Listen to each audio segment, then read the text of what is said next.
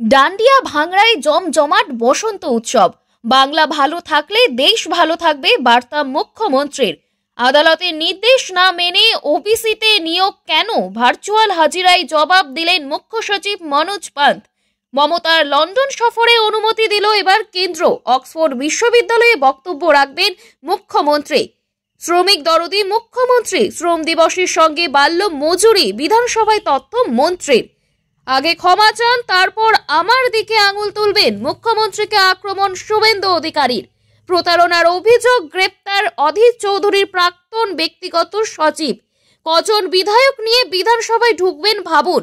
সংখ্যালঘু মন্তব্যে শুভেন্দুকে নওশাদ সিদ্দিকের পাল্টা মন্তব্য। ভবানীপুরে এবার মমতার বিরুদ্ধে কে, সুকান্তর কথাই বড় জল্পনা।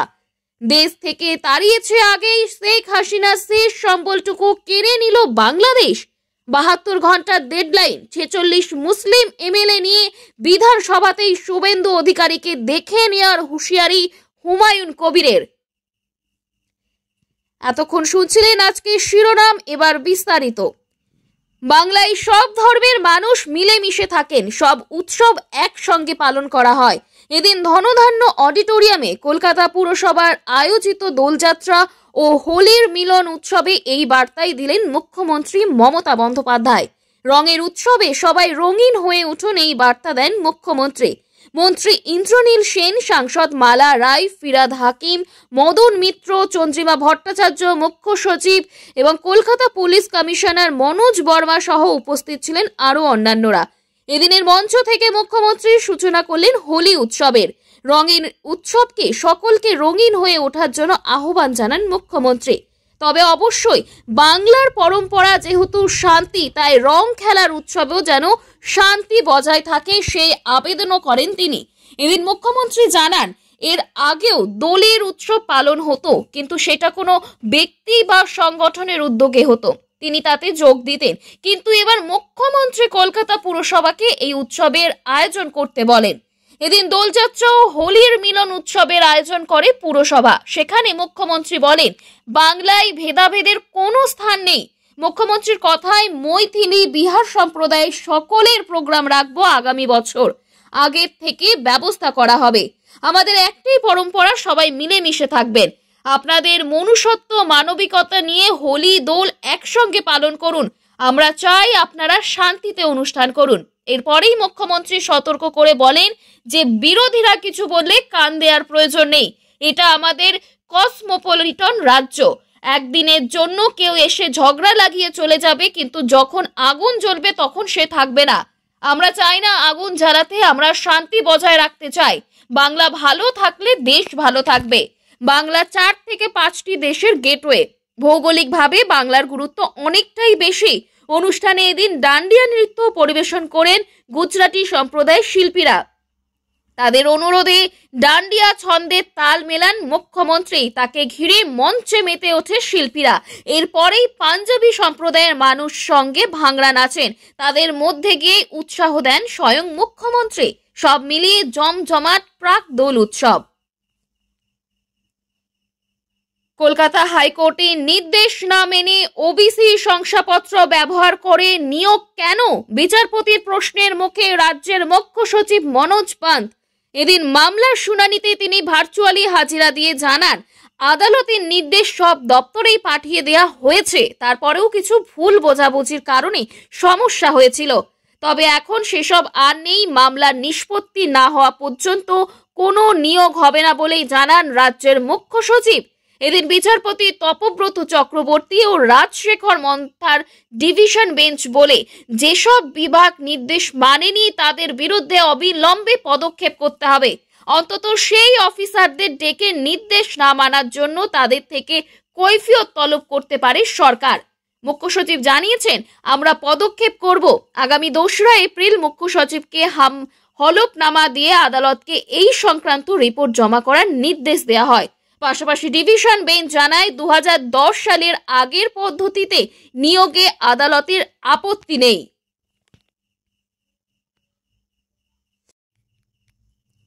কেন্দ্রীয় সরকারের তরফে ছাড়পত্র পাওয়া গিয়েছে। বাংলার মুখ্যমন্ত্রী মমতা বন্দ্যোপাধ্যায়ের লন্ডন সফরে আর কোনো বাধা নেই। আগামী 21শে মার্চ লন্ডনে যাচ্ছেন মুখ্যমন্ত্রী। অক্সফোর্ড বিশ্ববিদ্যালয় থেকে আমন্ত্রণ জানানো হয়েছিল পশ্চিমবঙ্গের মুখ্যমন্ত্রীকে। সেখানে বক্তব্য রক্ষার কথা মুখ্যমন্ত্রীর। সূত্রের খবর, অক্সফোর্ড বিশ্ববিদ্যালয়ে বক্তব্য রাখার পাশাপাশি শিল্প নিয়ে লন্ডনে বণিক সভার সঙ্গে বৈঠক করতে পারেন মমতা বন্দ্যোপাধ্যায়। 7 দিনের এই সফর হওয়ার কথা। আগামী 29 তারিখে দেশে ফিরে আসবেন মুখ্যমন্ত্রী। অক্সফোর্ড বিশ্ববিদ্যালয়ের তরফে জানানো হয়েছে, মমতা বন্দ্যোপাধ্যায়ের ব্যক্তিগত সংগ্রাম, রাজনৈতিক জীবনের উত্থান পতনের কাহিনী তাদের মুগ্ধ করেছে। তারা চান এখানকার পড়ুয়াদের সঙ্গে তিনি নিজের অভিজ্ঞতা ভাগ করুন। মুখ্যমন্ত্রী নিজেও চান পড়ুয়াদের সঙ্গে আলাপ আলোচনা করতে। গত মাসে রাজ্যের বাণিজ্য সম্মেলন হয়েছে। বিশেষজ্ঞদের অনেকের মতে সেই সম্মেলনে রাজ্যের পক্ষে যথেষ্ট ইতিবাচক। তারপরেই মমতা বন্দ্যোপাধ্যায় লন্ডনের সফর বেশ তাৎপর্যপূর্ণ হতে চলেছে বলেই মনে করা হচ্ছে। এই প্রথম নয়, আগেও অক্সফোর্ডের তরফে তাকে আমন্ত্রণ জানানো হয়েছিল, কিন্তু কেন্দ্রের অসহযোগিতার কারণে সেখানে যেতে পারেননি মমতা বন্দ্যোপাধ্যায়, এমনই অভিযোগ করা হয়েছে। কিন্তু এবার সেই রকম কোনো ঘটনা ঘটেনি। এর আগে বাংলায় শিল্প আনতে স্পেন সফরে গিয়েছিলেন মুখ্যমন্ত্রী। যদিও বিরোধীদের রাজনৈতিক শিবিরের দাবি, তাতে কোনো লাভ হয়নি পশ্চিমবঙ্গবাসীর। পাশাপাশি বাণিজ্য সম্মেলন করেও লাভ হয় না বলেই অভিযোগ করে আসছেন তারা। রাজ্য সরকার অবশ্য এই সব অভিযোগকে কখনোই গুরুত্ব দেয়নি। এবার মুখ্যমন্ত্রী লন্ডন সফরে বণিক সভার বৈঠক হলে তা থেকে কি উঠে আসে সেটাই এখন দেখার বিষয়। শ্রমিকের স্বার্থকে খর্ব করে শ্রমিক দরদি পার্টি সাজার ভান করেছিল সিপিএম। শ্রম দপ্তরকে নিষ্ক্রিয় রেখে আর্থিক দিক থেকে পঙ্গু করে রেখেছিল শ্রমিকদের। সেখানে শ্রম দিবস বাড়িয়ে শ্রমিকদের দৈনিক মজুরি বৃদ্ধির উদ্যোগ নিয়ে তাদের জীবনের মনোন্নয়ন করেছেন মুখ্যমন্ত্রী মমতা বন্দ্যোপাধ্যায়। আবারও রুখে দিয়েছেন কেন্দ্র সরকারের অপচেষ্টাকেও। কেন্দ্র যেখানে শ্রম কোড চালু করে শ্রমিকদের স্বার্থ আরেক দফায় জলাঞ্জলি দিতে চাইছে, সেখানে কেন্দ্রের নীতিকে মানবেন না জানিয়ে দিয়ে শুধুমাত্র শ্রমিকের কথা ভাবছেন মুখ্যমন্ত্রী। বিধানসভায় মঙ্গলবার শ্রম বাজেট পেশ করে এভাবেই শ্রমমন্ত্রী মলয় ঘটক বুঝিয়ে দিয়েছেন যে এই সরকার কতটা শ্রমিক দরদি। 2011 সালের পর রাজ্যে রাজনৈতিক পালাবদলের পর শ্রমিকদের ধাপে ধাপে উন্নতি হয়েছে। মন্ত্রীর কথায়, বাম আমলে শ্রমিক প্রেম কতটা ছিল আর মমতা বন্দ্যোপাধ্যায় তাদের জন্য কি করেছেন তার শতাংশের হাত দেখলেই সবটা পরিষ্কার হয়ে যাবে। বাজেট পেশ করে শ্রমমন্ত্রী মলয় ঘটক জানিয়ে দেন যে সামাজিক সুরক্ষা যোজনা সুবিধাভোগী আর আর্থিক সুবিধার মতো মাত্র 3টি পরিসংখ্যান যদি দেখা যায়, তাতে দেখা যাবে ন্যূনতম সারি 500% থেকে শুরু করে এক একটি খাতে 28,000% মজুরি বেড়েছে মমতা সরকারের উদ্যোগে। মূলত চা বাগান আর চটকল শ্রমিকদের সাথে রাজ্য সরকার কি কি করেছে তা এদিন তুলে ধরেন মন্ত্রী।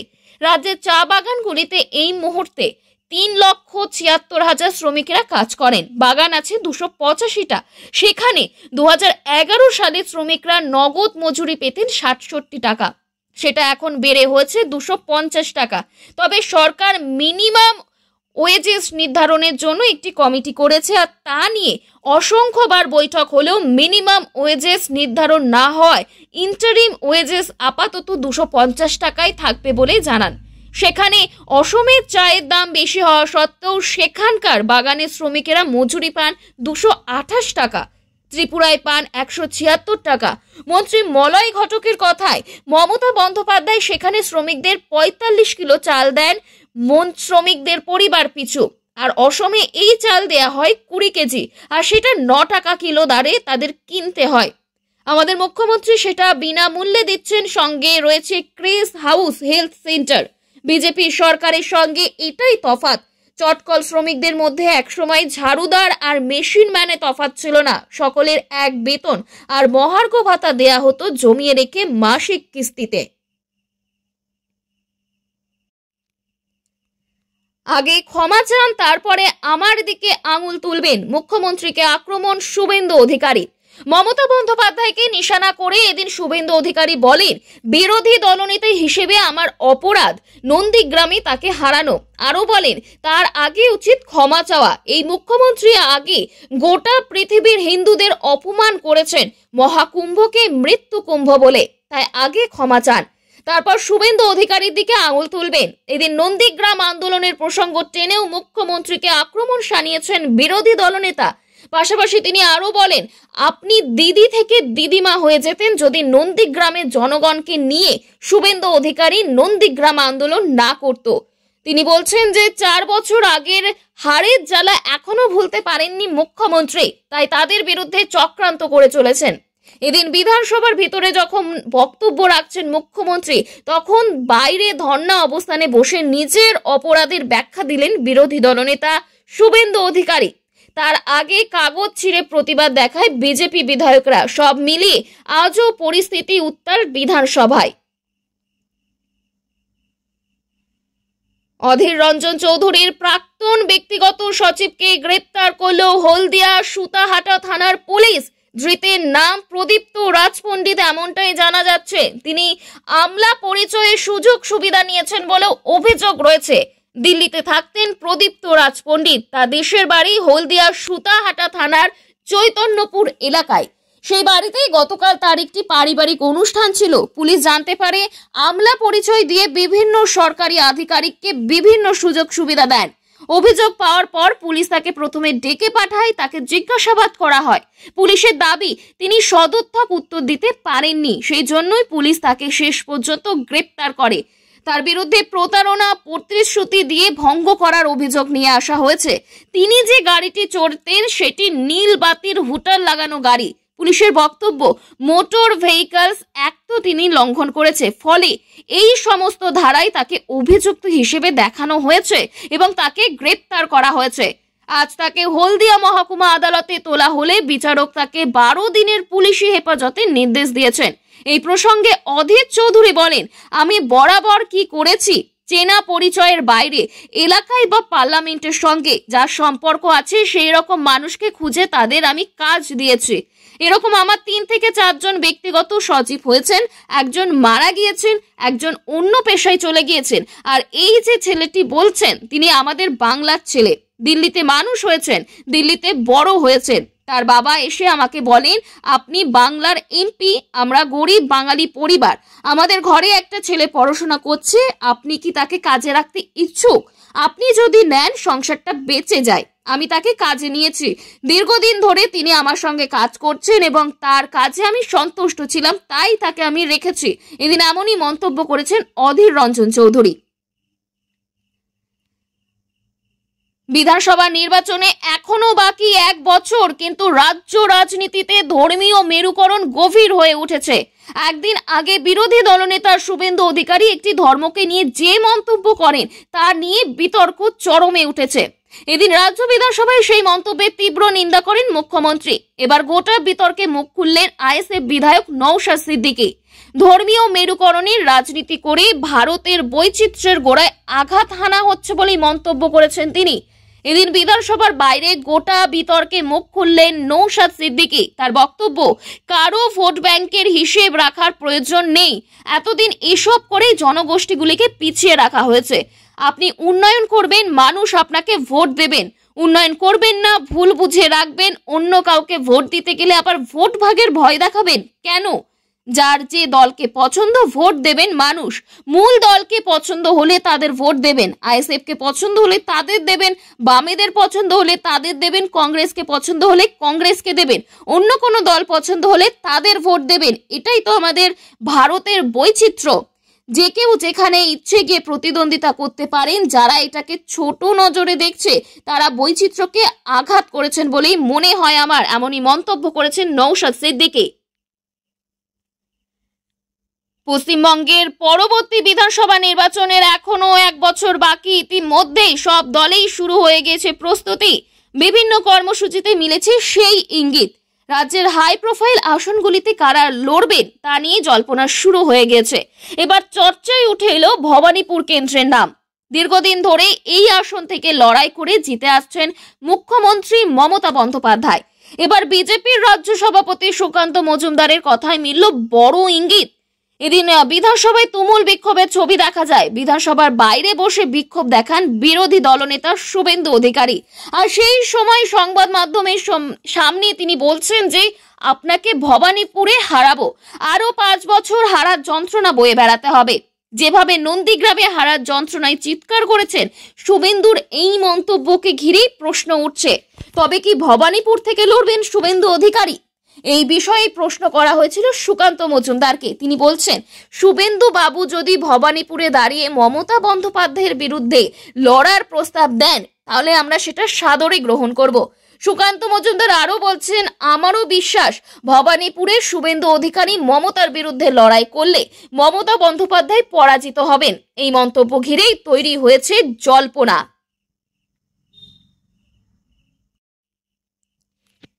দেশ ছাড়া করেছে আগেই, এবার সব সম্পত্তি কেড়ে নিল। বাংলাদেশের প্রাক্তন প্রধানমন্ত্রী শেখ হাসিনা যাবতীয় সম্পত্তি বাজেয়াপ্ত করা হচ্ছে। শুধু তিনিই নন, তার বোন রেহানা, ছেলে জয় ও মেয়ে পুতুলের নামে বাংলাদেশে থাকা যাবতীয় সম্পত্তি বাজেয়াপ্ত করার নির্দেশ দিয়েছে সে দেশের আদালত। সূত্রের খবর, শেখ হাসিনা ও তার পরিবারের সদস্যদের নামে থাকা জমি, বাড়ি ক্রয় বা বাজেয়াপ্ত করার নির্দেশ দিয়েছে আদালত। সব মিলিয়ে প্রায় 8 কোটি টাকার সম্পত্তি বাজেয়াপ্ত করা হবে। শেখ হাসিনার বোন রেহানার নামে 124টি ব্যাংক অ্যাকাউন্ট রয়েছে, তাও বাজেয়াপ্ত করার নির্দেশ দেওয়া হয়েছে বলেই জানা যাচ্ছে। ওপার বাংলায় কার্যত আর কিছুই রইল না শেখ হাসিনার। রেহানার কন্যা, যিনি ব্রিটেনের সাংসদ পদে ছিলেন, তার উপরও নিষেধাজ্ঞা আরোপ করা হয়েছে। গুলশানে থাকা তার সম্পত্তিও বাজেয়াপ্ত করা হচ্ছে। ধানমন্ডিতে সুধা সদনও বাজেয়াপ্ত করা হচ্ছে। জানা গিয়েছে, বাংলাদেশের দুর্নীতি দমন কমিশনের মামলায় আদালত এই নির্দেশ দিয়েছেন। শেখ হাসিনা ও তার পরিবারের বিরুদ্ধে দুর্নীতি ও অর্থ পাচারের অভিযোগ আনা হয়েছিল, আর সেই মামলায় আদালত শেখ হাসিনার ব্যাংক অ্যাকাউন্ট লেনদেনও বন্ধ করিয়ে দিয়েছে, যাতে কেউ অ্যাকাউন্ট থেকে টাকা তুলতে না পারেন। হাসিনা পুত্র সজীব ওয়াজেদ জয়ের অ্যাকাউন্ট বাজেয়াপ্ত করা হয়েছে। আওয়ামী লীগ এবং শেখ মুজিবুর রহমানের স্মৃতি ট্রাস্টেরও লেনদেন বন্ধ করার নির্দেশ দেওয়া হয়েছে বলেই জানা যাচ্ছে। শুভেন্দু অধিকারী সংখ্যালঘু বিধায়কদের চ্যাংদোলা করে বের করে দেওয়ার মন্তব্যে সকাল থেকেই উত্তাল বিধানসভা। তৃণমূলের বিধায়করা নিন্দা প্রস্তাব আনতে ক্ষোভে ফেটে পড়েন বিজেপি বিধায়কেরা। তুমুল বিতণ্ডা শুরু হয় মুখ্যমন্ত্রী মমতা বন্দ্যোপাধ্যায়ের বক্তব্যের মাঝেই। পাল্টা বিভাজনের রাজনীতি নিয়ে বিজেপির বিরুদ্ধে সুর চড়ান মুখ্যমন্ত্রী। নাম না করে আক্রমণ করেন বিধানসভার বিরোধী দলনেতা শুভেন্দু অধিকারীকেও। এবার হুঙ্কার হুমায়ুন কবিরের। শুভেন্দু অধিকারীকে ছুড়লেন চ্যালেঞ্জ, দিলেন 72 ঘন্টার ডেডলাইন। তার মধ্যে ক্ষমা না চাইলেই সংখ্যালঘু বিধায়কদের নিয়ে পাল্টা শুভেন্দুকে দেখে নেয়ার হুঁশিয়ারি দিলেন। এই প্রসঙ্গে সাংবাদিকদের মুখোমুখি হয়ে আক্রমণ শানান শুভেন্দু অধিকারীর বিরুদ্ধে। সাফ বলেন, আপনার এখনো এত হিম্মত হয়নি যে বিধানসভার ভিতর থেকে মুসলিম বিধায়কদের চ্যাংদোলা করে রাস্তায় ফেলবেন। আমার দৃঢ় বিশ্বাস, আপনাদের যে বিধায়ক সংখ্যা আপনাদের আছে, 2026 সালে আপনারা তাও ছুঁতে পারবেন না। সংখ্যা আরো 2021 সালের মতো 77-এ যাবে না। এরপরেই কার্যত চ্যালেঞ্জের সুরে বলেন, এখন আপনি হিন্দু হিন্দু করছেন, আমি হুমায়ুন কবির মুসলিম বিধায়ক হিসেবে চ্যালেঞ্জ করে বলছি, 72 ঘন্টার মধ্যে ওই কথা প্রত্যাহার না করলে 42 জন বিধায়ক বিধানসভার ভিতরে আপনারা যে ঘর আছে তার বাইরে আপনাকে আমরা বুঝে নেব। আপনি পারলে 66 জন নিয়ে আমার মোকাবিলা করবেন। হয় প্রত্যাহার করুন এ কথা, না হলে আপনি কত বড় হিন্দু হয়েছেন আমরা বুঝে নেব। এখানে না থেমে তিনি বলছেন যে আমরাও মুসলমান, আমরাও কারোর কাছে কোনোদিনও আত্মসমর্পণ করিনি। 72 ঘন্টার মধ্যে আপনি আমার বক্তব্য প্রত্যাহার না করলে, মুসলিম বিধায়কদের কাছে ক্ষমা না চান, তাহলে আপনার সঙ্গে আমি হুমায়ুন কবির নেতৃত্ব দিয়ে মোকাবিলা করব। আমরাও দেখব কতটা কেন্দ্রীয় ফোর্স দিয়ে আমাদের মোকাবিলা করতে পারেন। অন্যদিকে এদিনই আবার বিধানসভার বাইরে প্রতিবাদে সরব হন শুভেন্দু। ফের একবার মমতাকে ভবানীপুরে হারাবেন বলেই হুঙ্কার দিয়েছেন। তিনি বলছেন যে আপনাকে ভবানীপুরে হারাবো, এদিন এমনই করেছেন শুভেন্দু অধিকারী। এদিন বিজেপির তরফে বিধানসভায় পয়েন্ট অফ অর্ডার আনা হবে বলেও জানা যাচ্ছে সূত্র মারফত। আরো 5 বছর হারার যন্ত্রণা বয়ে বেড়াতে হবে। এদিকে হুমায়ুনের চ্যালেঞ্জের পর ছেড়ে কথা বলতে নারাজ বিজেপিও।